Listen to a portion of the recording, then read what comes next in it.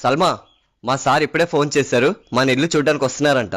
మా సార్ వచ్చినప్పుడు నాకు తెలివితేటలు ఎక్కువని, నాకు ముందు జాగ్రత్త ఎక్కువని ఆయన ముందు పొగుడు. అలా పొగిడితే నాకు ప్రమోషన్ ఇస్తారు. మీరే చూస్తారుగా నేను ఎలా పొగుడుతాను. మీ ఇల్లు చాలా బాగుంది సలీం. Thank you sir.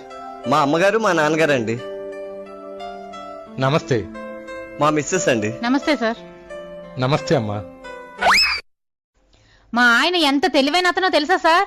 అతనికి ముందు జాగ్రత్త కూడా చాలా ఎక్కువ.